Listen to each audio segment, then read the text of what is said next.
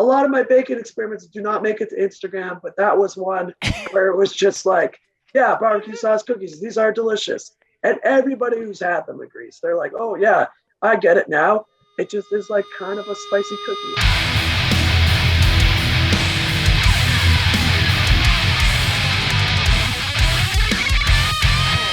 Like, it's not the vibe. Stop!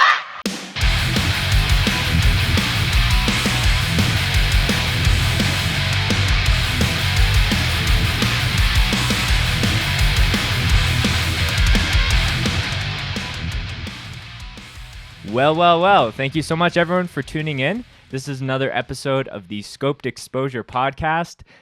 This episode of the Scoped Exposure Podcast is all Alberta, baby. I am joined by someone that I see really flying the Edmonton Hardcore flag, the strongest and for the longest amount of time, definitely. Mattie from VIBES. Thank you so much for jumping on the show with me, my guy. Yeah, thanks so much for having me. I really appreciate it. Absolutely. I've been giving a little bit of context as to why I'm having, certain guests on the show, especially for the people that might not know who you are. Mattie and I have, I think, been running in similar circles for the last 5 years at the very least. I remember the very first time I saw VIBES was at the Southern Alberta Hardcore Fest back in 2016. Yeah. And, I think... it's so funny how the culture shifts and, the word vibe has just gone, risen in popularity, but you guys were, a band for already so long, even at that time. And so even just seeing your band play, the odd show in Calgary, the odd show in Edmonton, and to see the consistency in the band, music-wise, the band's message, and the moral standing that you have with a lot of things, it was no doubt apparent that I wanted to have you on the show eventually. And with the band's new record that just came out, Baseball Bat to the World's End, seems like no better time to have you on the podcast. So here we are. Excellent. Well, geez, when you put it like that, it makes a lot of sense. Absolutely. So Mattie, we're going to be chatting about the new record. We're going to be chatting about the stuff that you're involved in. But we have to check some bevs before we get into the meat of the episode. So it's tradition for the guests to go first and showcase what they got. So tell me what you're going to be sipping on for the episode. Okay. Well, it might seem simple, but I got coffee here in a German mug that's very beautiful, depicting a winter scene. But for me, coffee. Do you want to show the mug for the video folks? Yeah, look at that. Oh, that's who says Christmas has to end January 1 or whatever. Oh yeah, well, it's like February 5th and we're still drinking Christmas mugs. Yeah, nothing wrong with that. But then for work, I have to drink a lot of coffee through the week. But then on the weekend, I do a little brown sugar and a little cinnamon in the coffee.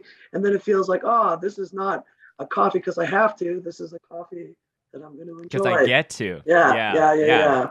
I'm a firm believer that you need to have a regular simple coffee that isn't the quote unquote laundry list Starbucks order, where you print out the receipt and it's this long. But on the weekends or, on your off days, to treat yourself that way is important. So for me, my treat to myself is usually like a dirty chai with oat milk, but the rest of the days of the week, it's just black coffee. So it sounds like you're treating yourself today. I am treating myself. Yeah. And getting off the black coffee train for just, a couple afternoons a week is fine. Right. Yeah. And the brown sugar is a nice touch. I don't really hear that from many folks. I don't know. To me, it just seems like it goes together very good. I don't know if that's a traditional blend or anything, but it's definitely something I always have around. So yeah, it's good. Yeah, I know. It's just when you have the brown sugar and then you don't put the piece of bread in the bag, and then it just becomes like an actual rock, and you're you're becoming a coal miner and you're trying to chip away at it just to get a little bit for your recipe. Well, and what I do is I take the two, I break it up, and then I take two bricks of brown sugar and then just rub them together and and then just like a caveman trying to make fire. Yeah, exactly. But instead of two rocks, it's two chunks of brown sugar. That's hilarious. Well, speaking of fire, I'm drinking kind of the opposite element. I'm just drinking a liquid death, just some still water. I've already had my coffee, and I need to kind of balance with some hydration. And anyone who's like listening avidly on the podcast knows that I have a lot of product to kind of go through. So drinking one of these on the episode is the only way to get through this before 2023. Someone give this guy an endorsement. Come on. That is the goal. I know. I always say that like liquid death is the super hot girl in high school that is playing hard to get, and I'm like, you are worth playing hard to get, and like trying to chase after and potentially lock in a sponsorship. But all that aside, cheers to you, Mattie. Really Cheers. excited to do this podcast with you. Thank you so much. So Mattie, any new guest that comes here on the show, I always like to get a little bit of context about how they got into heavy music, how they got into punk music, DIY music, however you want to spin it. So tell me about like kind of the origin story for you. You've talked on other podcasts, and so I've from experience, some of those stories can really run a mile. So you can do it Cole's Notes version. You can go through every detail, whatever you prefer. But yeah, tell me about how you just got into all this dope shit. Yeah, thank you for asking. I think for sure, like the DIY aspect is always the thing that appealed to me most. So what I remember when I was young is like there was a weird public access show on TV, like A Channel and Access TV, called Peter Hill Show, and it was just this guy in Edmonton just like talking to the camera, like very bare bones. But it was like the first thing that I saw that was like, well, that's just a regular guy in the community that just put that together, and it's on TV, and isn't that cool? And CJSR also, like our local community radio station, I would listen to that and be exposed to a lot of different music, like including punk and hardcore and metal, but then also just the idea that anybody could make it was like really appealing to me as like a young gaffer. And I got into, heavy music because I was just, a troubled youth, like so many others, and started with the cheesy stuff, like new metal and whatever, but then eventually, found the good stuff, and been sticking with that pretty consistently since I was, a teenager, and I'm an adult now, so I've always been a rocker, I guess, Mm-hmm. Yeah. I think I think when you see something being done that isn't on that high production level, because I think we all went to like the giant like multi-thousand person concerts that had the crazy lights and all those things, but I think the minute that you can have a similar experience in such a stripped down way of going to a show in a basement and like literally like all the vocals are run through one PA and there's no mics on any of the drums. So I think that's like such an eye-opening moment for a lot of people. And that could come in so many different ways. And it seems like even just through a radio show, that's done like not like any of the giant radio shows that are all across Canada here, and Sirius XM and all that kind of stuff. But yeah, I think it sounds cheesy because a lot of people talk about DIY and how how important that is, but I think it's cheesy because it's true and it has resonated with so many people and was so instrumental for sure. Yeah, and to get a little bit more cheesy, the chance to just like share something with people authentically, especially a show that kind of is like a community event that everybody feels like some type of ownership over, or like a connection to that, like that's undeniable force, and absolutely. And DIY really can bring together people in a really special and meaningful way, and that's kind of what keeps people involved, I think. Yeah, let me go a little further on that before we move on to other topics, because I think that meaningful way is the important term there, because going to like a a Nickelback concert or like a Slipknot concert is fun, but it can be such a individualist. I always struggle with this word, an individual experience, where you can go with your friends, you sit in the nosebleeds, and then you could go and literally not meet anybody new in your life through that show. And maybe you'd be better off. And maybe it's and maybe it's better off. But I think being in those like really tight rooms kind of forces you to like try to break out of your shell a little bit and introduce yourself to other people and build new connections and friendships. And, that has clearly, started like multiple huge bands of just like small moments like that. But yeah, like meaningful connections and relationships, I think is the key thing there for sure. Yeah. Oh, absolutely.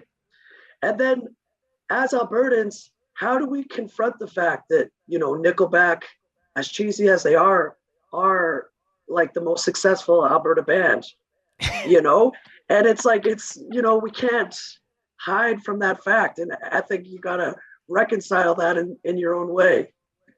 Yeah, I think, I don't know if I've actually talked about this on the podcast before, but one of my very first live experiences was a Nickelback show in Winnipeg many years ago. And did they have pyro? They had pyro. I think they had like, I remember walking in and there were signs on the door saying, we've increased the dB level of this show from like, I'm not even sure what the regular amount is, but I think it was over 100. Someone can fact check that on me.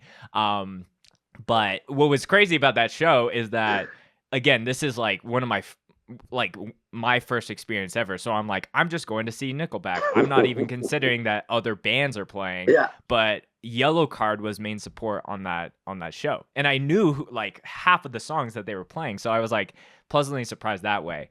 And then Nickelback was just like unbearably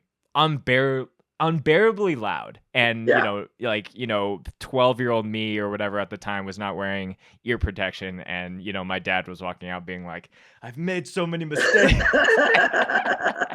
But it's funny to come kind of full circle now and be like you said, like we can't escape that as Albertans. And realistically, Nickelback is very, very sick. Nickelback has some really great riffs and guitar work. I'm not saying they're a perfect band by any means. There's a lot of stuff that like we won't go into when it comes to that band, but I feel like they, from a American outsider standpoint, use that as the cheap shot at us for sure. But and then Hannah, it just sort of shows, I guess, that maybe you don't have to like move to LA or something to become a rock star.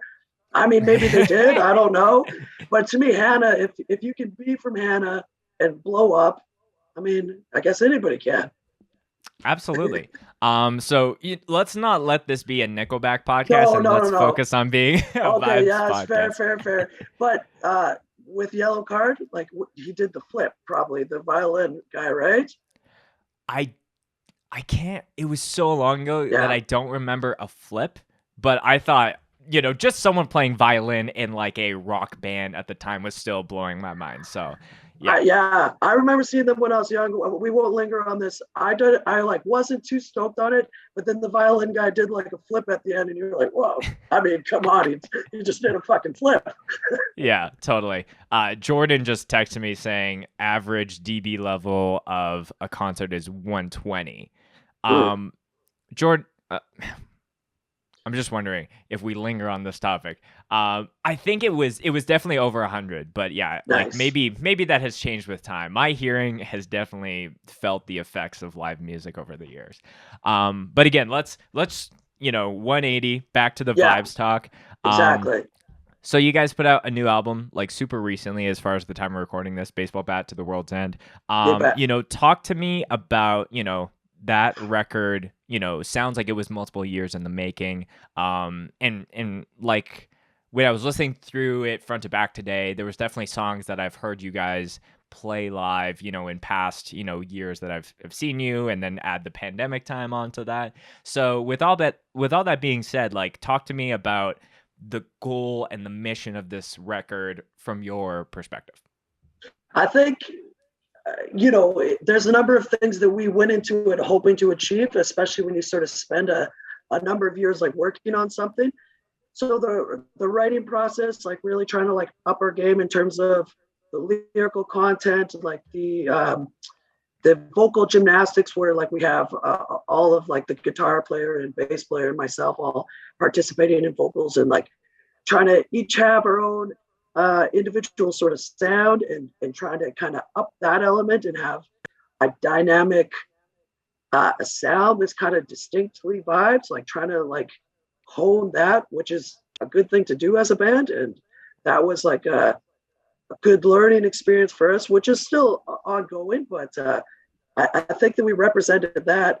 And then also in the past, we really cheaped out on recording, and then the finished product didn't really represent us, and we sort of recorded. We felt like we were recording because we had to, or because you needed to have something. But then it's a bad representation of the band, and then we were always really unhappy with it. So we decided it's like, okay, we got to make something that really sounds like Vibes and represents, like, because these guys are great musicians, like Jordan, John, Justin, and Dylan, who couldn't be here today. But they got serious chops, and I'm really stoked that it sounds as big and as good as it does, because they deserve to kind of have that level of sound. So we're just really pumped that it kind of like actually sounds like the way the songs sound in our heads. And I just say that because I feel like recording has been always something I felt was really frustrating, because it would always like I would always hear the thing I didn't do or I didn't fix, or it's like should have been like this or whatever. So we took the time to like just really nail down like almost all of those little splinters in the wood, you know what I mean? And so it's like a really smooth finish on that old kind of album in terms of it, if it was like a woodworking project. But no, I think I would say, just to toot my own horn, I think it sounds really nice. And it's my favorite thing I've ever recorded, because it just really sounds the way it does in my head. And that's why it took so long.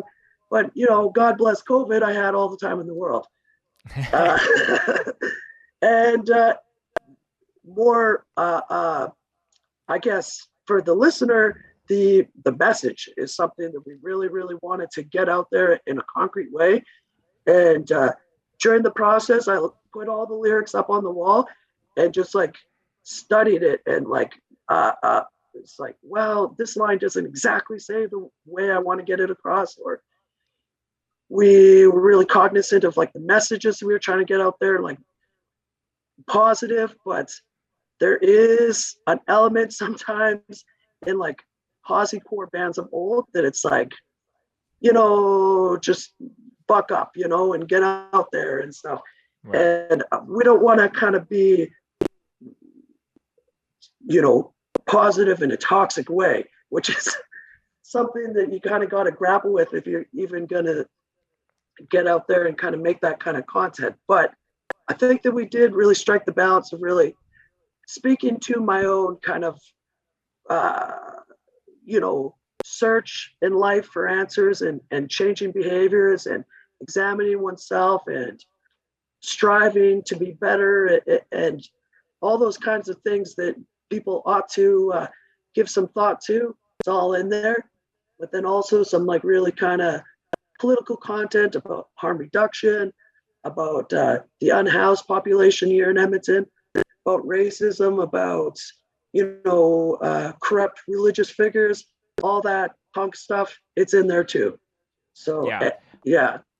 There's definitely two. I want to separate those as like separate topics that we go really, really deep on. Good, the first just being, the amount of time that it takes to do an LP. And I think, I was speaking to someone that I really respect and has a lot of experience with like bigger bands and writing, full records. And, he was saying like the doing like an okay or a good quote unquote EP or single or whatever, like that is fine. But when you do a record that you don't go all in and you don't do 100%, it's actually like almost super detrimental to the band, and it's like really hard to recover from that. So, you know, like listening to your guys's, you know, past material compared to this, there's like definitely like a step up, like production wise and all of that kind of stuff. But I definitely, you know, it's clearly apparent that you know, went like very obsessed. You were very obsessive about making sure no you know, corners were cut, and everything was just like very on point to how you want it. Because like I have been in those positions myself where I'm listening back to one of my past bands. I'm like, I hate that we didn't do another take of that, or I hate that I was okay with this at the time because of time restraints or money or things like that.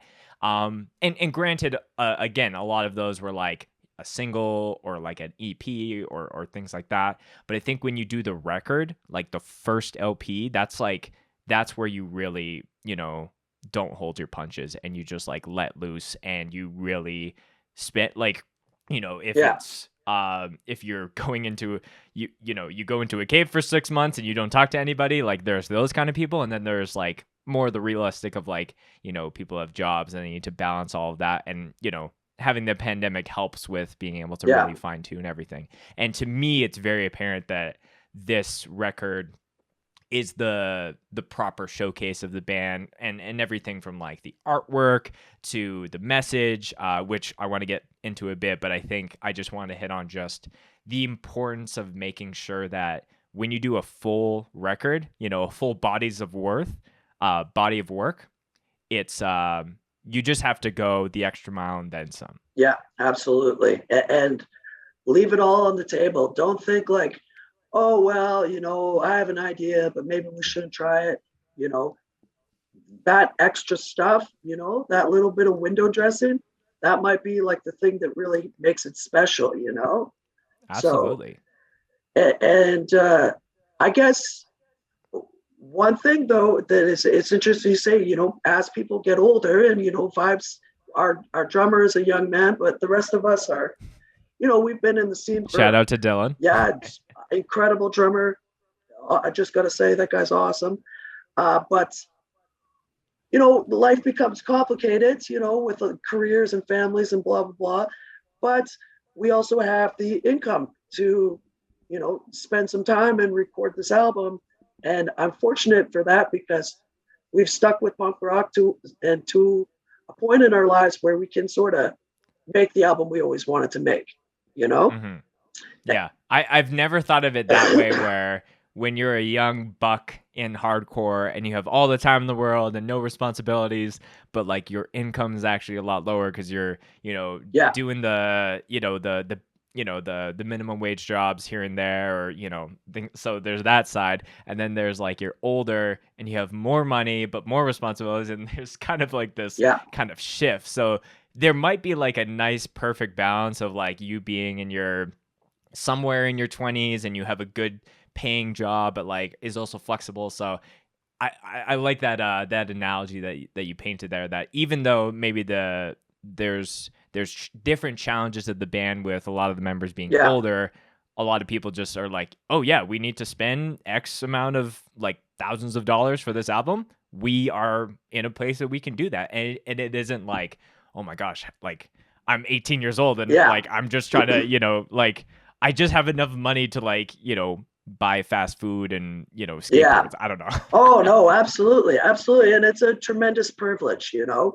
And so, I mean, that's a big piece of it, because in the past, I certainly would have liked to spend as much time as I could to record it, but it just wasn't in the cards. So I'm really, I'm just really grateful to kind of be able to get that out, you know? And yeah, no, it turned out very good, if I say so myself. Definitely a really fun process. And if you're going into the studio, whoever's listening out there, find someone who will hold you accountable when you're recording, you know? If you do that first guitar take and you say, hey, was that good? Should I keep that? And they say, oh, I don't care. What do you think? You're in trouble. Like, I don't think that's who you want to record with. You want to record with the person that's going to be like, no, the intonation on your guitar sounds like shit. Like, you need to tune it, or maybe you should whatever, you know, just like who who's gonna hold you accountable to being like the best riff master, the best vocalist, or I think that's a crucial part of the experience to have like a really good finished product. It seems to me, because who was that for you on this recording? Did you have someone? Oh yeah, Rob Lawless. He recorded us, and he's a freaking master. At Physics Lab there, he got us sounding so good, and really brought out the best in us, like in every step of the process. So huge shout out to him. And then a hidden gem in the booth that a lot of people don't know about is John Kennedy, Edmonton legend. He did a guest spot on one of our tracks, Run the Risk. It sounds great. But then also from like a production side, he gave us all kinds of ideas on like a whack of other songs. And he's like, right. Oh no, your crew vocals are too crowded. You need to like spice it out. And like, he's a real student of hardcore. Like he understands the nuance of all that. And then his energy is just infectious, really just like kept everything moving the day that he was there. So I've been saying to him that he needs to do more of that, because he brought a lot of good things to the table. So shout out to Rob Lawless, and then also like an extra shout out to John Kennedy.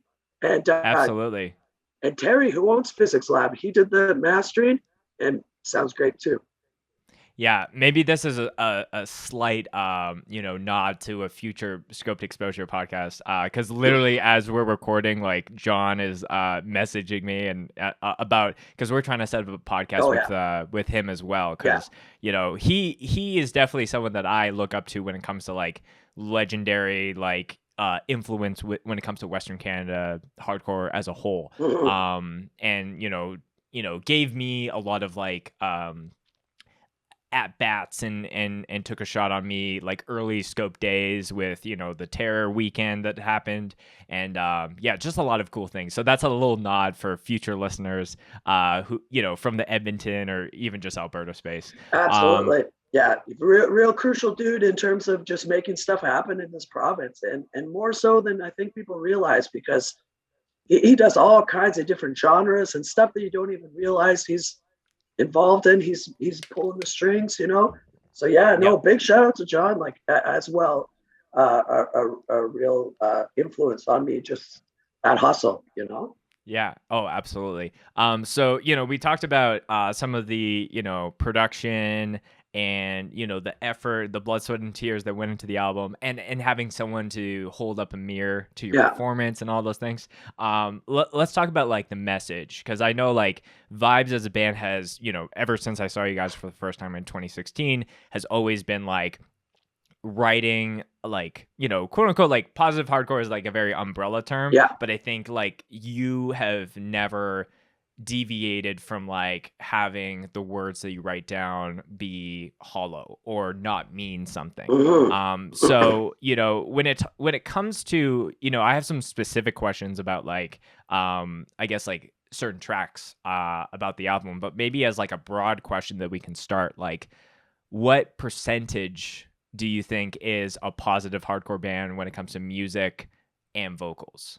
Like, because you can't be a slam band and have positive lyrics. I think there's some disconnect there, so I'm just kind of curious on your thoughts. Well, there's that Abated Mass of Flesh that's like a Christian like guttural slam band, and it's like it's really cheesy, but I was like, well, they did it. It's out there if you look, and the stuff that I kind of grew up listening to, and then also like being kind of like an old head at a young age, like 7 Seconds and Youth of Today and Instead and Unit Pride and all those bands, very like influential on me, and just like maybe they weren't like out and out positive hardcore bands, but their lyrics were constructive, Sure. And I think that is a big difference between maybe hardcore and punk. Is hardcore in general, there is an element of like, okay, things are messed up, but at least hardcore isn't, or we're gonna find a way, or we're like out there trying to make the world better to some extent, Yes. or at least an acknowledgement of it in a not a nihilistic kind of way. Is a certain perspective, which is a little bit more constructive. And then some of that youth crew stuff, well, lots of the youth crew stuff really influenced my outlook on the world, even though I'm not straight edge, it's like I listen to lots of the straight edge music, lots of youth crew, lots of that kind of stuff, because it is, I think really good for the mental health, good for my perspective on the world. And I was in a band that was technically proficient, but quite dark in the lyrical content, because I thought that was like the cool thing to do, to kind of dig into the bad feelings, find the ugliest places, and just really hammer into like what makes that so bad. And then we went on this big tour across Canada, and for a lot of reasons it was depressing, but one of them was I was like, man, I am just sowing seeds of negativity. Like, this is what I'm doing with my energy. It's like just so counter to what I'm about, in my life, my work, like I'm a social worker, like my intent is to help the community, putting on shows and all that stuff, is to, in a small way, like try to enrich the world around me, not in a life-changing way, but it improves the city that I live in. And I think that that's important. And it's like, well, why when I have listened to all this great, and when Wednesday Night Heroes, huge band in Edmonton, very positive, constructive lyrics, and Graham, also a very positive guy. And it's like, well, that is the type of music that I really enjoyed when I was young and really helped me. But a lot of hardcore now is, quite, we live in heavy times, and it reflects that, but in my own capacity, I want my energy to be put into something positive. That's what it came down to. And also kind of tripping on the idea that not everybody gets to rock a microphone, It's a real tremendous privilege to have a band that'll back you, and you get to just put your feelings out there. And I can't ignore that, And so first off, it would be really awful of me to not care about the lyrical content and just slap some shit together. Because what a waste of time for my band. What a waste of an opportunity for me as a singer, because I have a chance that not everybody gets to do. I'm going to put something that I believe in together there. And then furthermore, I want to try to do something that's going to be constructive in the listener's life, And also for me, because I'm repeating it over and over and over and over again, I'm going and playing shows and repeating it, jamming, repeating it. I want Mattie, the old Mattie, to whisper in my ear, like the path forward, Because I think we all know, we all know the things we got to work on, or the things we need to hear sometimes, Yeah.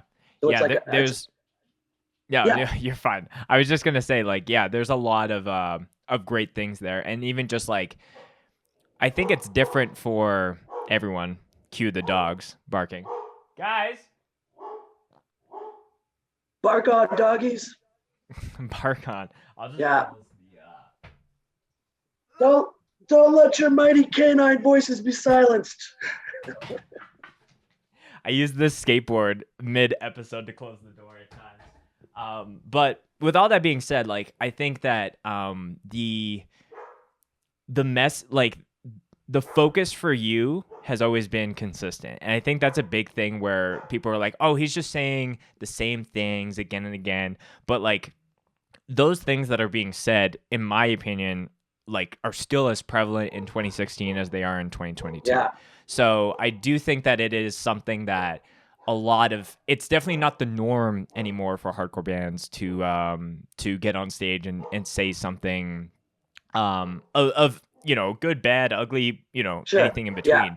I've talked with Tyler of Inclination, who recently came on the podcast, talks about like there are he has a friend who's in like a metalcore band, and it's his first time like rocking a mic, and he's like feeling like he has to say something because he comes from that hardcore band. Yeah. But he's like, your band is kind of like the get on stage and be scary kind of band. You can actually get away with actually not saying really anything at all. Yeah. Like, there's certain bands like that, but I think when it comes to, I think it really, I like what you said as far as not everyone has the opportunity to have a mic and have a captivated audience. So, using your time to say something that is steering whatever ship in a positive direction. And that could be, seeing unity, that could be awareness for any social causes, or even just something of like the messages of even just being nice to your fellow, sister or brother or whatever, like that I think can apply to if your band plays in drop D or drop A sharp, Yeah. So I do think that it's super important to know what, like, I think it's important to just like know what you're comfortable talking about and what you're passionate about, because clearly like passion is packed into this music that we're a part of. So you should take the time in between the songs to just like really drive that home. And big reason of with what I do, like as far as filming bands, like I would watch so many sets of people that would like cut off the video as soon as the song ends and start it up for the next one. Yeah. But that 2 to 3 minutes of like, people are tuning, it kind of like spontaneously creates some of the most impactful speeches or like moments where, it puts you as the vocalist like, oh shit, I need to say something. Yeah. And then something, gets filmed, it gets posted online, and it is a small shift that gets pushed into the overall world. So yeah, I think it's just important to like to say something. Yeah. Oh, I totally agree. And I think it's really a cool art form that, those emotions can run concurrently, like you got the aggressive music and the moshing and all of that, but then also interspliced with this message of positivity. And it's cool that hardcore allows for that. That's dynamic and kind of a message, that it is really sincere, It's like, I think, yeah. They had their barking fit. Yeah, no, that's fine. What beautiful dogs you got there. they're they got good genes for sure. Absolutely. No, you keep going. Well, yeah, just I would encourage that metalcore guy to give the people a little bit of something. It doesn't always have to be move your fucking ass or who here smoking weed. There could be a little bit of something else, but that's up to every vocalist to decide. I think the thing you don't want to do when everybody's tuning is say nothing. Yes, I think that's the one thing to avoid for sure. No matter what style of music your band is doing, because that's really boring. Yeah, it's like, should I get up on stage and say something? Yeah, exactly. When it comes to the latest record that you did, what was the hardest song for you to write lyrically? Bro Him Part 2, definitely. I wrote and rewrote that song over and over again. And also, like, that was kind of a song that we wrote early on where we're like, oh shit, we could actually write like a really nice song. We could write like a song that sounds like a real song. And it took us a couple sort of like lineup changes to be able to sort of realize that song, which sort of led to us taking songwriting a lot more seriously and not just sort of, like a just punk songs, but sort of putting more thought into how it all fits together and all that. But then that song, it's hard to kind of capture, mourning and the grief process and paying tribute to a fallen friend, it's hard to not sound canned, you know, and say something that's really cliche. Or, you know, it's difficult to get that in the right way. And then it's such a personal thing, you know, that you wanted to get across what you're feeling, but what you're feeling is so tremendous that it's hard to kind of put into like verse, chorus, verse. So that was the one that we definitely put a lot of work into musically, and then lyrically, like thought about that one quite a bit. And then where we wound up with the song and with everybody's vocals in there, but to take somebody's legacy and carry it forward, you know, what people believed in, what people stood for, those positive values, how they live their life in a good way. And that's how you can pay tribute to them, you know, and live your life in a similar fashion. And that was sort of a good reframe, because it takes a very hard thing but then kind of puts a little positive shine on it, which I kind of struggled in the weeds to distill the message, but I eventually kind of got it. Got you. Yeah. What would you say that was the most important song that you wrote lyrically, or is there another one that comes to mind when it comes to like the theme of this is like, you know, it might not be the most popular song, but like lyrically and reading it, to me, it's the most important. It almost sounds like that's a trick question, like this one you wanted to say. I think it's well, because in some ways we're really putting you know, the glitter on Edmonton, you know what I mean? We're really just trying to put the spotlight on Edmonton. So we have some references to Edmonton throughout, like Champion Blood and Can We Get It Back? A more in terms of harm reduction and the unhoused population here in Edmonton, like Twist in the Wind, I feel is a very impactful song for me. And it distills a lot of things that I've seen working in the unhoused servant sector here in Edmonton. And it's a very complex issue, you know, and that's why I think it's difficult for some people to wrap their heads around, because, you know, it's the population is very diverse. The problems are very, very complex, and the solutions are very sort of nebulous because it's different for everybody. There's not just like one thing that's going to solve that problem. And once you sort of get into the weeds of that, it becomes a sort of not just, you know, there's people living on the street, what's the next step, but then the systemic issues, you know, the scarcity of resources when we actually have adequate housing for everybody, the fact that we live in a opulent society that can't effectively take care of its entire population. It's like those are big things to grapple with. And then fitting some of those specific stories into that song, there is sort of like three narratives of like a racially biased system that has, you know, oppressed people for generations, specifically, you know, the Indigenous population here in Canada. And then also physical and mental health. We talk about that in there and how that can like lead to someone just basically not having the income to be in home or in a house.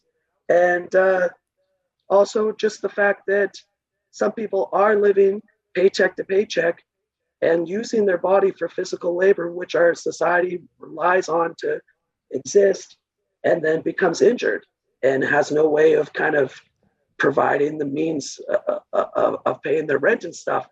And then on top of that, so we have that, but then also kind of shining a light on the fact that there is a lot of classist values present in like punk and hardcore and metal, and just trying to make the listener maybe a little bit aware of that, not necessarily to call out anybody specifically, but just a chance for us all to reflect on like how our values are actually skewed to a capitalist mindset, which impoverishes and others people, and it's just generally is a bad thing. But is still prevalent in our alternative spaces. And Right. then we have Katrina on there, who's also my band chairman, also fabulous photographer, videographer, musician, all around artist. And she just like adds the freaking cherry on top because just it's like everybody in Vibes is doing vocals. So it's like, it's me, and then it's Justin, and then it's John, and then it's Jordan. And then Katrina just comes out of right field, you don't see it coming. So it's very meaty. There's a lot going on in it, And yeah. so And for the record, the that question was not a trick question. I was genuinely curious, like, and you went on a huge riff there as far as like the importance of that song. And yeah, there's definitely a lot going on. First off, are all the string members of your band, guitars and bass, all J names? Yeah. And then actually there's been other J's throughout, because we had Jeremy in there and Joel in there. And Wow. yeah. Okay. So it's like an unsaid requirement if you're playing guitar or bass in Vibes. Yeah, well, it's a funny thing, and we've tried out, different people, and then it's like it's going good, but then somebody comes in and their name like Jim or like Jamie or something, and everybody just looks at each other like, oh yeah. Yeah. we found him. Yeah, I don't know. I don't know why. It's just for the J thing it's been prevalent throughout Vibes history. I think every band has that one thing where it's like, we did not intend this, but for some reason this is the reality. Yeah. And I think for Endgame, we had a realization just in the last couple of weeks where it's like every drummer that we've had, like all the other members as far as playing bass or guitar, or doing vocals have been either vegetarian or vegan. Yeah.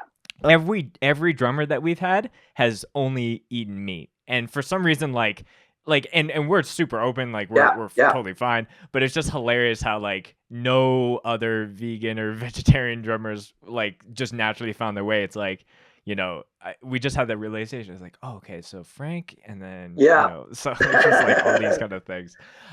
So yeah, I just wanted to bring that up. But yeah, that when I was listening the album front to back to that song specifically, and Katrina's like just little cherry on top, I feel like that's a perfect analogy to just add so much to that. So yeah, great answers to all that. Thanks, bud.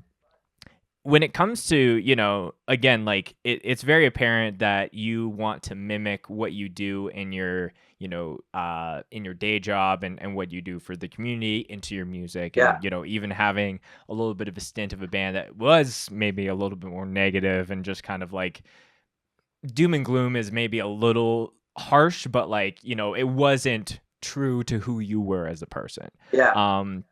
So I think when it comes to I think a lot of hardcore, and I'm guilty of this myself, like there's a lot of things that people will say at a show and people will clap their hands, like, yes, we need to do this. But I feel like you just take it a step further. Like the last time I saw Vibes, we were talking about how there's so many issues within Canada and the world itself about transphobia and people that struggle, and had a moment of silence. And I was watching that set back today, and I'm like, I don't think I've ever filmed a moment of silence of that, like that was actually that long, and like the only thing that you could hear was that the amp was turned on. So that to me was like a very, even in the moment as I was filming this is very, very powerful. So like again, there's a lot of themes here, but I think the one thing that I'm curious about is like, what would you say to someone that has that like, oh yeah, these causes and these issues are really important to me, and to take that outside of the hardcore show and outside of the scene and like applying that to like learning about stuff and getting involved in things in your community? I'm just kind of curious on where your thoughts go. Well, I think that's a very good question. And I think that the big thing is, we are what we practice, and so Lip service is one thing, and it's easy to say things. People just run their mouth all day. I feel like I never stop talking. And you can say whatever you want, you can say that the sky is purple. And, if somebody never seen the sky, they wouldn't know for sure. But basically, we are the action that we take, that defines who we are, like it or not. So if we just sit around and play video games all the time and, for better or worse, that's what we are. We are a gamer because that's the action that we take. And I've been able to position my life in such a way that I do a job that has an element of goodwill, let's say, and that, it's social work. And right now I'm working the housing sector, finding housing for people that, for one reason or another, don't have access to it. And it would be difficult for them to access it through traditional means. So we assist in that process, which is very rewarding and challenging and all of that other stuff. But I get paid to do that. So that doesn't make me like a saint or anything like that. And I don't live in that illusion that it does. And so I'm left with the question is like, what do I do with the rest of my time to better the community? And there's not a simple answer to that, but I think you got to kind of like find your way and find what's right for you, And one really dangerous way of thinking that an elder challenged for me, which was a real blessing of knowledge, is he said, if you're doing good work, it's all equal, It's not like, break that down for me. Yeah. I feel like you peeled off a corner, and I want to see the whole page. Yeah, it's just like good work and doing in this case, in line with the creator, which for his purpose is really a powerful teaching, but just bringing something good into the world or doing things that are in line with, positivity is equal. It's not Spence's doing more than Jim Bob or whatever, as long as we're just like doing what we can. I think that's that's good enough. It's not a freaking race or challenge or whatever. Yeah. And I think, I think that's a huge point, because I think I can struggle with that of always being critical of myself, of like, am I doing enough? Am I helping, my scene enough? Am I helping just like different things just within the Calgary, like outside of the music scene?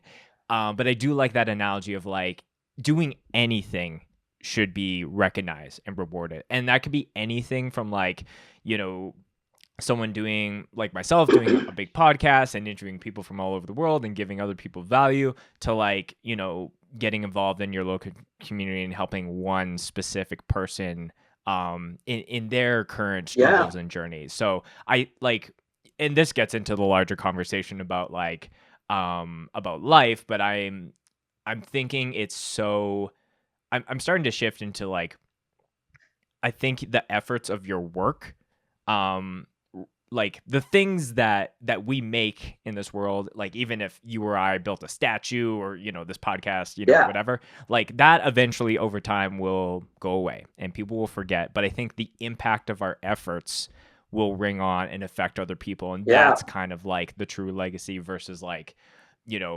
Spencer did 1,000 podcasts in his lifetime, or Mattie helped out 1,000 people in his. So I think it's showing up and being able to spark that interest with the other for the next people to take it on in their generation, in their lifetime, for sure.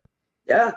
And I think also, if somebody wants to pursue it in that way, and putting on shows and all that stuff, maybe be mindful that those rewards, might not come in the moment.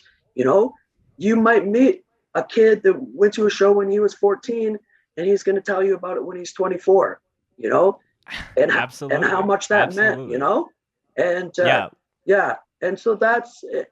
But it's still important. You might not know, but the reward is sort of in the service, I guess. Yeah. Like I feel very fortunate with this podcast to be able to have people on and have the opportunity to give them their roses of like, hey, like what, like, you know, we talked about JFK, like JFK, like, like before Scoped even started, I was just like getting into the mix of like filming shows and, you know, Story So Far and Comeback Kid were playing the Starlight Room.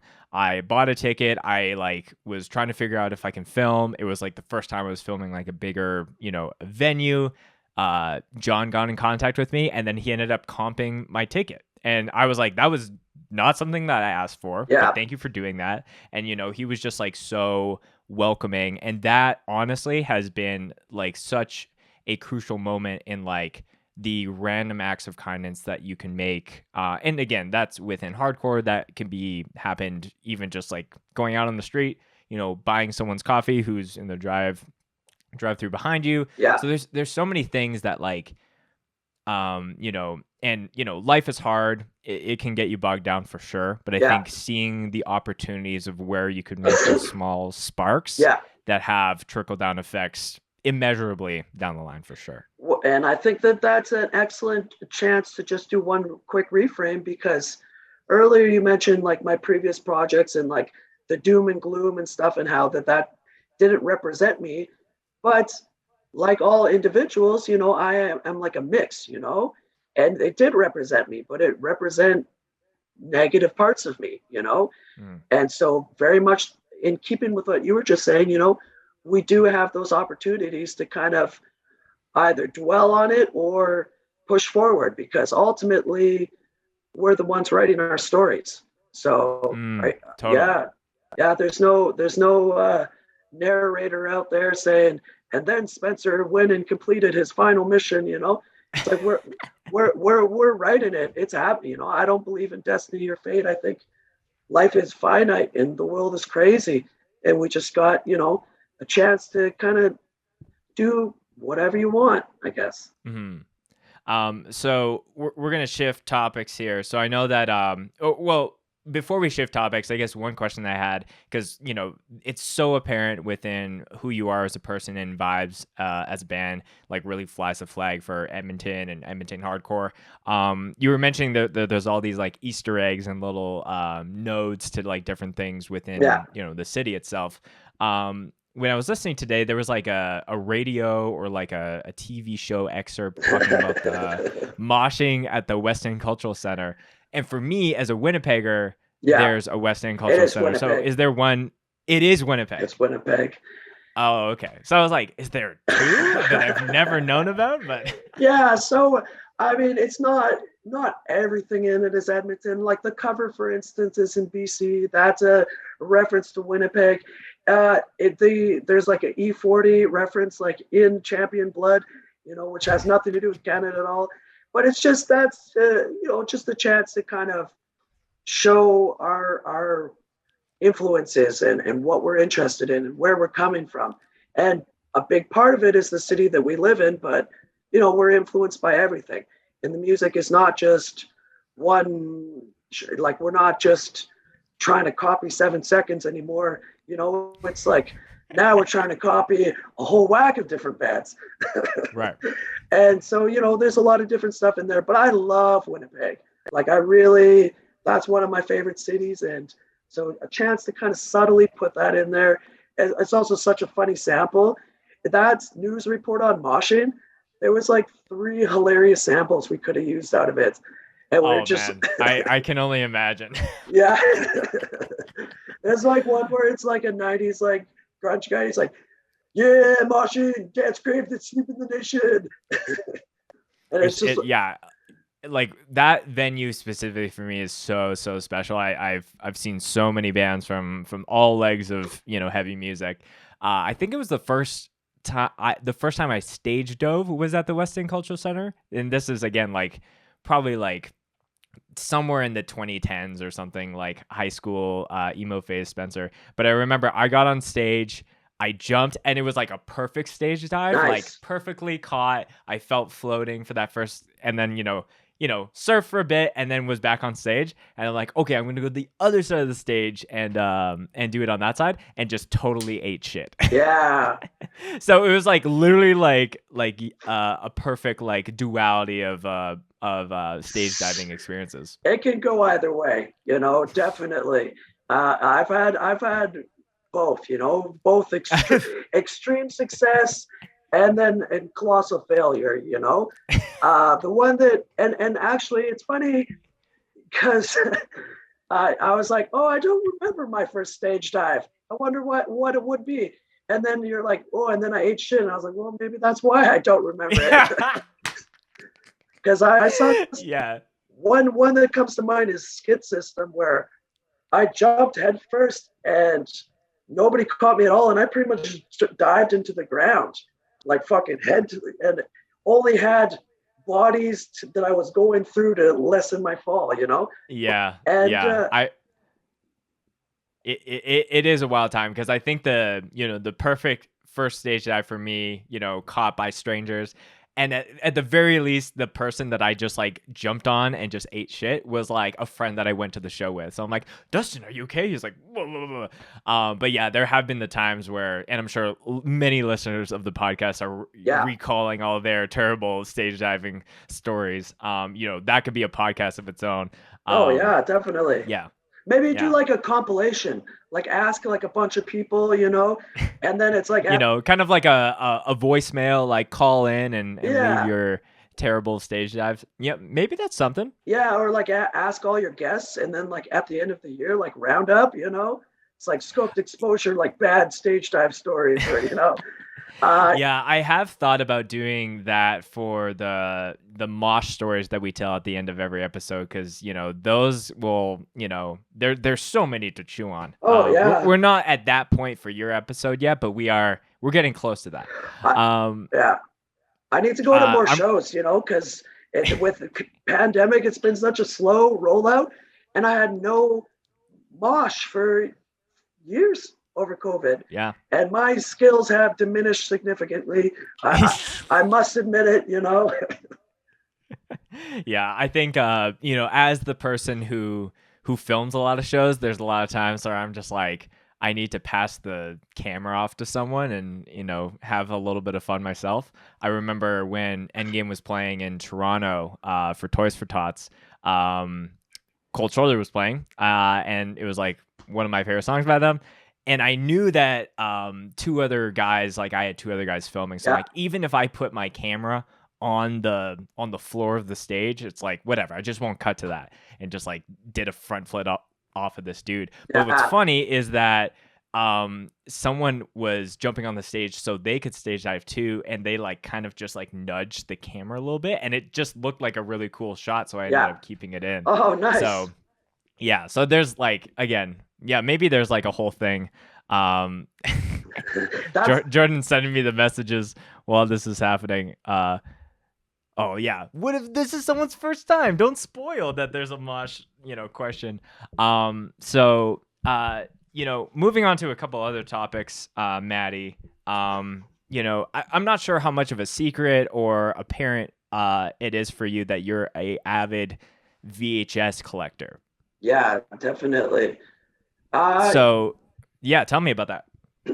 Well, I've always been into collecting in general, like records. Like I got a lot of freaking records, got a lot of comics from when I was a kid. Like I was really into that.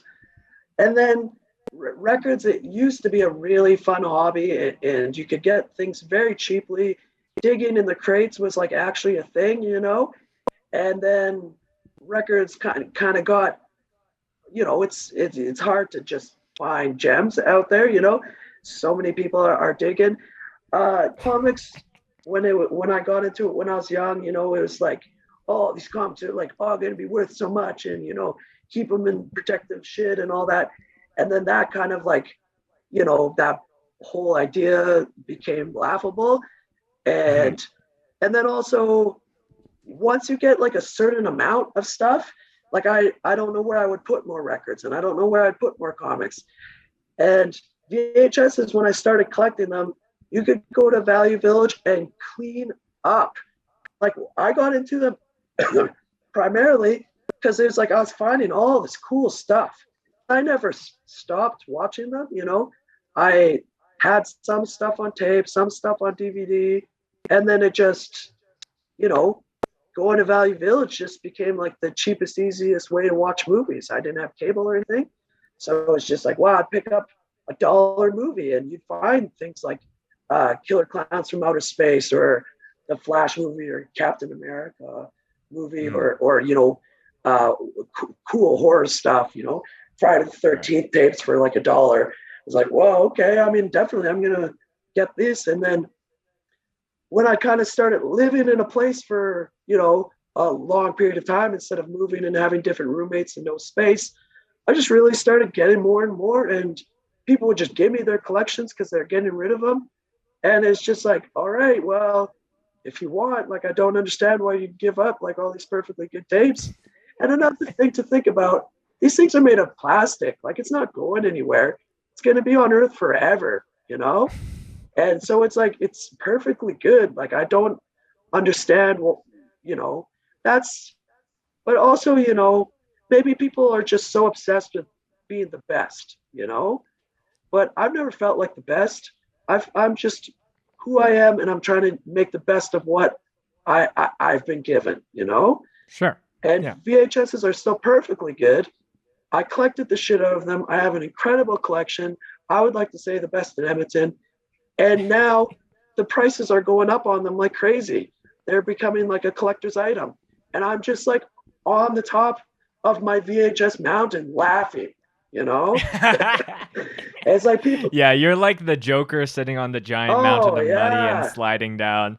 People thought, like, how many VHSs are we talking here? I had 3,000 in the apartment.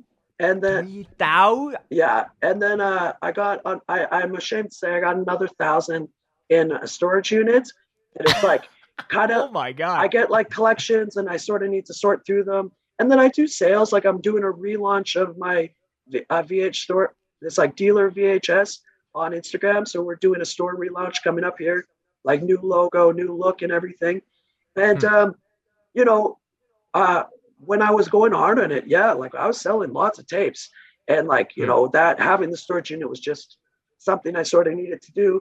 I got that hustle, just like, you know, people don't always have capacity to do all this work full-time jobs, be in bands, and then for my own mental health. 4,000 VHS. So, you know, and then also in a way it made it like not fun, you know, because it's like, I'm not, you know, I've never been like a seller exactly. You know what I mean? Like, my whole career has kind of been about the connection, you know, and money wasn't really necessarily that involved. So I sound like a hippie, but I don't think about money that much. And so it was fun to connect with all these people that wanted to buy VHSs and ship them all across the world, and then throw little treats in their package. And I thought that was really fun. But it just, the grind was hard to keep up on. So I stepped away, but now I'm going to step back, and because I got so many tapes and I keep getting more, I need to get them out to the people. So, but people thought I was crazy, you know, collecting them, you know, and then I don't know. Speaking of connections, I hear that you've traded tapes with a certain member of Kitty. Oh yeah, definitely. Yeah, me and Morgan are buddies. That is so crazy. Yeah, through the VHS world, you know. Oh yeah, and that I gotta say was something that really made my day, because I love Kitty, you know, and I still like those first two albums. Like, have a lot of jams on them, and some of the stuff on like the first album, it has that early 2000s sort of metalcore sound on like some of those tracks, and they're like 15 when they drop that. It's nuts, you know. Right. Yeah, so I'll show you something. Hang on. Oh yeah, please. Show and tell is always welcome. And this is the part in the show where I have to fill in the space as Mattie is getting. Oh, whoa! Signed and everything. Yeah. That is dope. Yeah. Can you tell me about what that is for the audio listeners that aren't getting preview to all this dope shit that we're showing on the video? Well, this is the like live. Well, not all live. It's just like the Here's Kitty VHS, where they got like their music videos, some behind the scenes, uh, you know, uh, as live footage, all that kind of kitty goodness. And listen, they're 16, 15 from London, Ontario, a band of ladies in like a very male dominated genre. As that time, actually, still now, but at that time, like, and I think, even regardless of what you think about the music, listening there, the fact that they had that success, uh, I think is pretty tremendous, And I Oh, think, absolutely. I like seeing Canadian bands succeed. I can't help but be like, even if their band's crappy, I'm still just like, I'm glad. It's like, yeah, good for you coming out of wherever part of Canada and making, not everybody has to be from Toronto to like make it, and it's like, Right. even if they're like the crappiest, like, Great Big Sea or something, I wish them nothing but success, like you go and just fly that flag, dude, Yeah, well, like London, Ontario, for those that don't know, is a very small city when it comes to Yeah. Ontario compared to Toronto.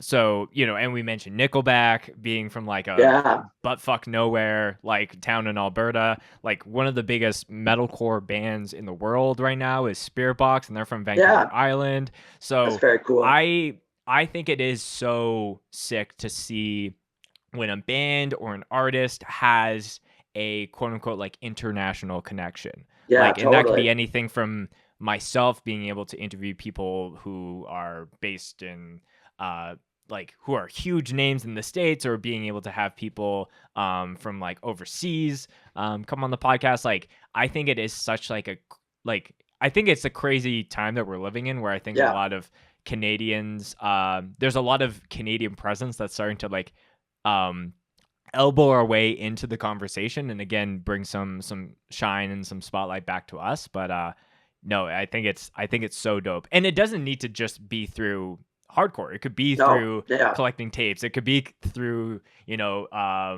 like, are you into like fancy coffee, and like you chat and connect with people off of that. So I think it's like it's super cool to see that happen, and I encourage more people to try and get into the mix of that. And I think if you're like, like a punk, you're supposed to have like weird hobbies, like, Oh, absolutely. yeah, you like, I don't know, collect mustard packets, or you bought a Hearst and you like are refinishing it, or you're like a sneakerhead, or you got a Liquid Death collection, or it's just like, it is about the heavy music, but on the sly, it's also a chance just to let your free flag fly, whatever. Totally. Yeah, whatever that looks like for you, and it is like a cool opportunity to do something just because it tickles your fancy. It doesn't have to be like some real important thing that society says is like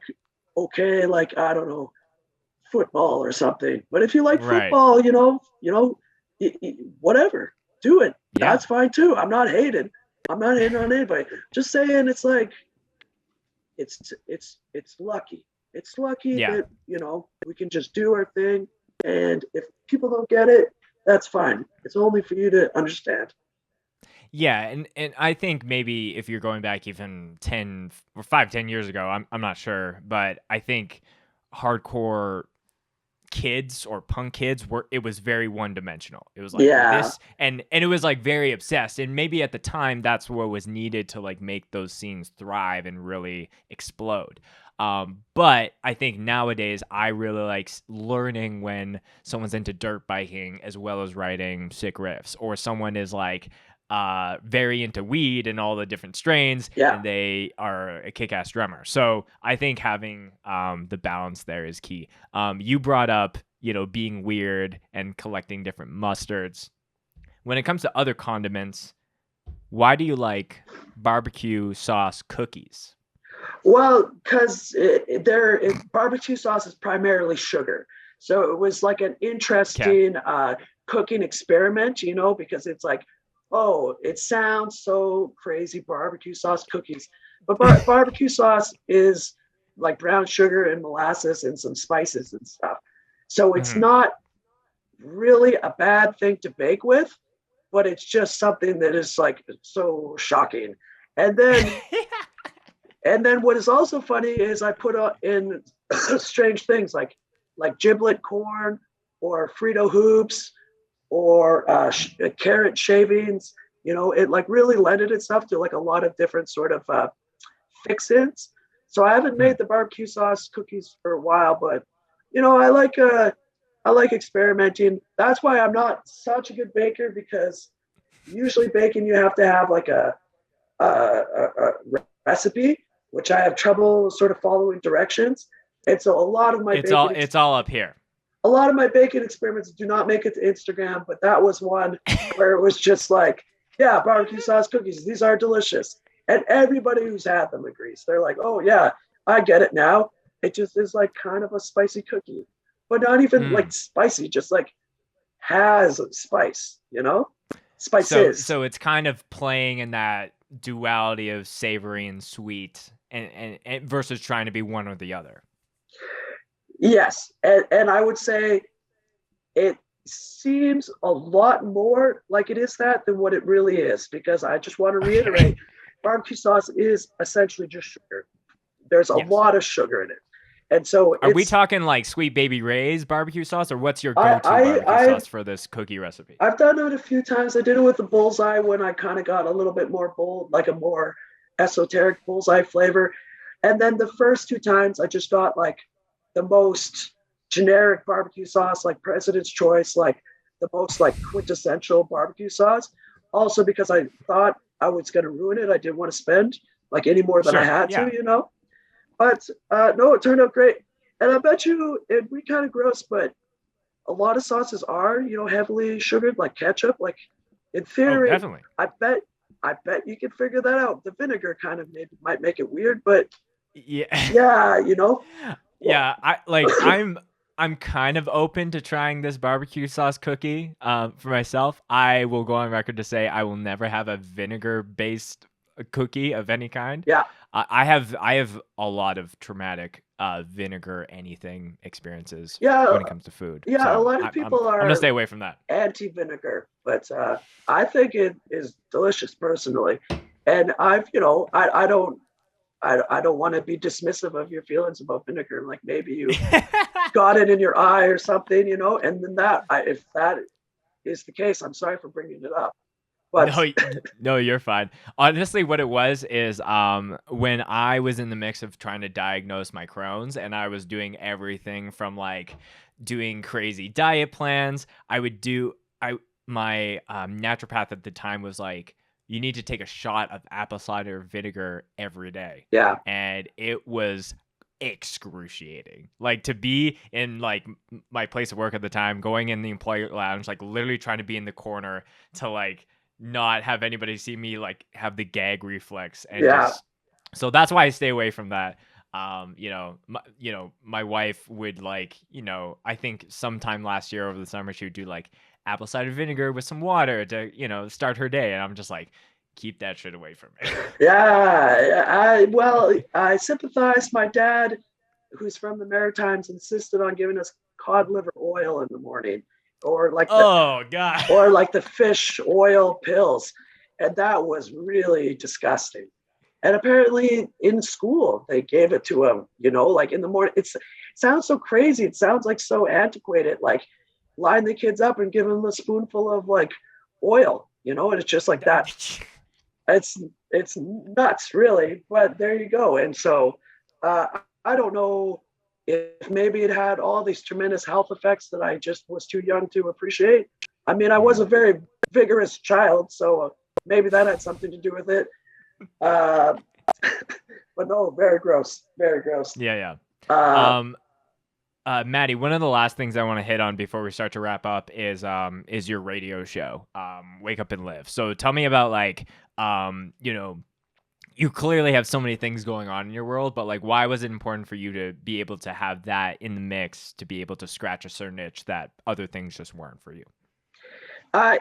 So CJSR has always been like a big influence on me, and like a way to kind of like hear different types of music since I was young. But even like with the internet and in all that stuff, still the people who do community radio have like such passion about their specific genres that you're going to hear things and also connect with it in a way that you wouldn't for just a playlist, because you might not like blues or something, but then the guy is just like so knowledgeable about it that he makes you like understand like why that's good. And that is kind of sets it up for you. Yeah. And I always really admired that. So I volunteered at CGSR when I was like 13 or 14 with my friend Doug Hoyer, who's also still into music. So it's cool when your young friends stick with it. And I'm fortunate enough that a lot of those dudes I knew back then have been in music this whole time and gone in different ways. And Justin, my co-host of Wake Up and Live, is one of those guys that was into hardcore when he was young and into like heavy hardcore too, specifically, because that's what we wanted like the show to be at first, was just like the hardest stuff. And now it's more a variety of the hardcore bag, because it just became too hard to sort of program that the same way. But I never had time to do the CGSR show. It's a big commitment of time, and I really wanted to throughout almost my whole teenage and adult life, but I never had time to do it. And I could never commit to it with the shows, with the work, with the jamming with the band, all that other stuff. But COVID gave me that opportunity where everything stopped and I needed to find something else to do with my time and hang out with friends, and like not just sit around and feel bad. And so, yeah, doing a project with Justin, we have sort of similar taste in music, and then a kind of, a good rapport in terms of like the joking around and stuff. So yeah, just having this outlet to just like share hardcore with the community, and you just turn your dial and you hear something totally heavy and crushing. Even if people flip to the next station right away, I still think that's pretty cool, because it's like, just getting it out into the community. And maybe people, I don't know if people are radio listeners out there, but I think, it's hardcore ought to be on the radio, I 100% agree. Yeah. I've always, when I was growing up and watching Wayne's World for the first time, and that whole like idea of like having a satellite on your house and having your own radio station, like that has always been like burned in my mind. Yeah. Like, why can't I do that? So it's very cool to see that you're kind of trying to introduce punk and hardcore to other listeners. Yeah. I'm really glad that we brought this up too, because I remember a long time ago you were asking me to record a bumper for the show, and then I just, with all the things that I have going on in my life, I unfortunately neglected to do that. So because we're on the podcast here, I just had the idea that I can just record the actual bumper for you right now as we're doing this podcast. Yeah, you definitely should. Can We do that? Yeah, we'll definitely play it. And if you people are in bands out there, like sick hardcore bands, just send us one, and we'll play it. We don't need to ask you, So what do I have to say? I want to make sure that I get the script. So the meat and potatoes is like, introduce yourself and what you kind of do in terms of like its relevance to hardcore.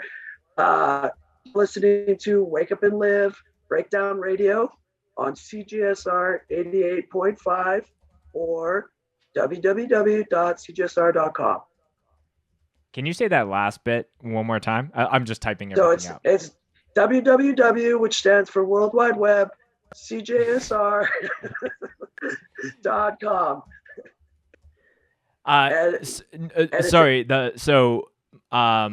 The part before that, CGSR, like I need the actual station number. Sorry, 88.5.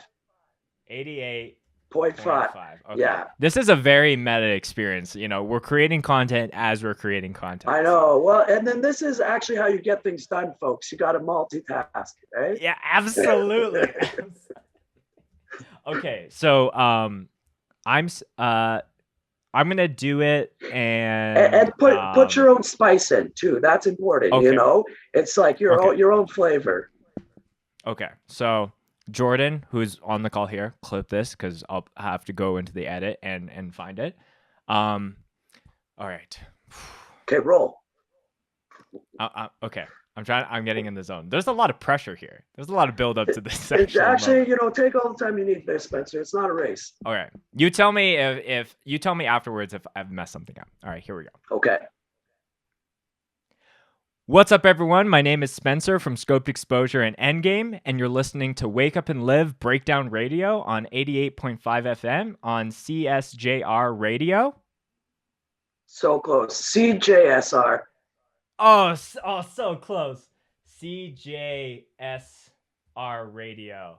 Yeah, but I liked everything up until that. That was good point, energy. Though. Yeah, very good energy. This puts me such a weird listening to this. You're just listening to the podcast, and they're like, no. This guy record a radio. Actually, I think this is good content. This is. Okay, we're gonna rock this one more time, and then we'll move to the last question of the interview. Perfect. What's up, everyone? My name is Spencer from Scoped Exposure and Endgame, and you're listening to Wake Up and Live Breakdown Radio on 88.5 FM CJSR Radio. Let's spice it up. Yeah, good job. Really good. I really like that one. Thank you. Yeah, we'll play the shit out of that. And then you just got a picture. It's going to bust right into Endgame right after that, I love that. I love that. Well, Mattie, this has been a really, really fun conversation. The last question that I always ask every guest that comes on the show is a favorite mosh story that you would like to end on. It could be anything that comes to your mind. Could be related to you. Could be something that just happened at a show you were at. Whatever's first to your head is how we start to end the show. Well, can I give you a one winning, one losing, like a two shorties? Yes. Give me two shorties. All right. One funny one is my bud was wearing these goofy glasses, and we kind of encountered each other in the pit going back and forth, and our paths were going head on. And even though we're friends, it's like it was playing chicken, there was just no other recourse. So I grabbed him by the face and pushed him down and snapped his glasses into a million pieces, in the motion. But, my God. I'm just but it was just in that moment. And then, I walked away victor that day. Another time, which went very, very, very much the other direction, is I went to Black and Blue Bowl in New York, which was a beautiful experience. And also just a random hardcore kid in the lineup. It was sold out, and he gave me a ticket. I showed up ill prepared, and it's just, even in New York where people think, it's so tough, it is still quite wholesome, and people are very friendly. So it was just they are friendly, they are welcoming, they have all that good stuff up until Madball comes on the stage. So what happened was I was immersed in all these good vibes. I thought I knew where the standing was, and I was mosh pit adjacent, and they opened with Demonstrate My Style, which begins with the crew vocal. And before he said style, I was fucking floored. I just smashed right in the front. It just, the whole room just turned to chaos instantly. Right. And I lost my hat. My face was bloodied, and I marched my ass to the back real quick.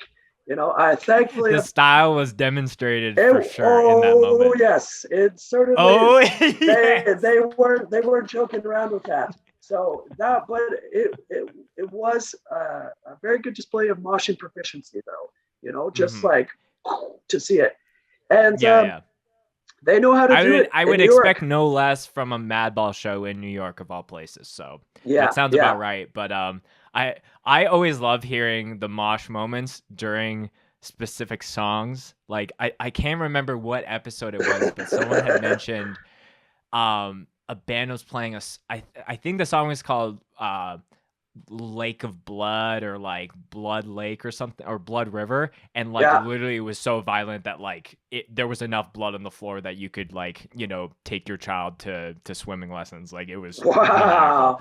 So that's some I love early the Demonstrate trauma. My Style, and someone's like, I'm gonna do that, Madball. Thank you for inviting that. Yeah, because the New York folks, for the most part, up until that, they had like a very sort of almost relaxed and sort of swaggy mosh style. That's, you know, when I see people who are trying too hard, I think back on those guys and I think that was because they were not there to prove anything. Like the style was undeniable. But then the hometown favorites come on and you can't, the kid gloves are off, you know? Yes. They can swim in both streams. Right. Absolutely. I could not. Well, Mattie, this has been a really fun chat with you. You know, I've said this to you in person and you know, want to say it here on the podcast as well. Like, you are someone that clearly has inspired me with what I've been doing with Scoped and the other avenues of my band. And it's been a pleasure to be able to talk with you on this podcast and be able to do shows and just like have nothing but literally, you know, pun intended, good vibes when we're together. Cool. This is the part of the show where you can shout out people, plug anything you want to, or just send some, you know, meaningful words for the folks ending this podcast. So whatever you want to end on, the floor is yours, my friend.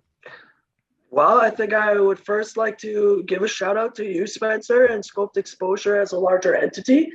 I think it provides like a tremendous service to the hardcore community because, you know, both big bands, but also maybe bands that are playing their first show and maybe break up like a month later are both recorded to the same level of professionalism and care and attention.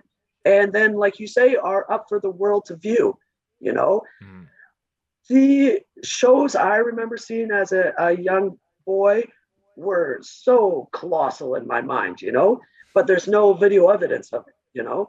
And some bands are live bands, but maybe aren't necessarily recording bands or don't have the access to the recording stuff. So there's no record of how good that live experience was. But the very, very fantastic hardcore that's coming through this province and through Canada and wherever is fortunate enough to have you film it is captured for posterity forever. And I think that that's really, really cool. And so thank you very much for that. I think that that's, and for Vibes, we really have appreciated having that video evidence, you know, and use that to be like, oh, well, we got shitty recordings, but, you know, this is what you'll actually get out of that show experience. Scope out the new Vibes album, please. Baseball Bat to the World's End. For Edmonton residents, still know that that's a reference to two spots in Edmonton, giant baseball bat, and then kind of like it doesn't exist in the same way, but there used to be a path that just kind of ended in like a cliff and people would hang out there and cause trouble. And now it's like a proper, with a outlook thing and people walk their dogs by and they totally ruined it. But for, you know, it sounds like a funny title unless if maybe you're familiar with that. So just a point of clarification. But yeah, please check that out. We worked really hard on it. And, you know, if you like it or don't like it, I appreciate any feedback. But, you know, scope it out and read the lyrics. Please, you know, check out Sealed Fate and Eyes Front and False Body. Those are three really, really good hardcore bands in Edmonton. Feeding, Power of Evil, Everything You Ever Loved. My man Justin from Wake Up and Live, like his bands as well. Really, really good. Super good. Check them out. Like Edmonton has heat. You know, people might not know it, but we do. Definitely got heat. And then, you know, put on shows, write reviews, go and do your thing to support the community. Because that's the fun thing about, you know, getting into punk is if you can be, you know, a really reckless, wild individual and channel all of that angry feeling into it. And that's cool. And that brings a certain element. Or, you know, maybe in another life, you'd be really into Star Trek, but you actually got into punk instead. So you take on the projects oriented part, you know, something that you can collect records or make zines or contribute in a meaningful way. And that's another great way to contribute to this stuff. And so I encourage people to get involved in that because it's a gratifying experience to make something and share it with the community and have them be influenced in one way or the other, you know? So that creative spirit, that's what I shout out. And, you know, scope out my bands. I appreciate it. Chairman as well. We're about to drop a single that we wrote, No Bones. We want to get it out to as many people as possible. So we also recorded it in Spanish and Polish.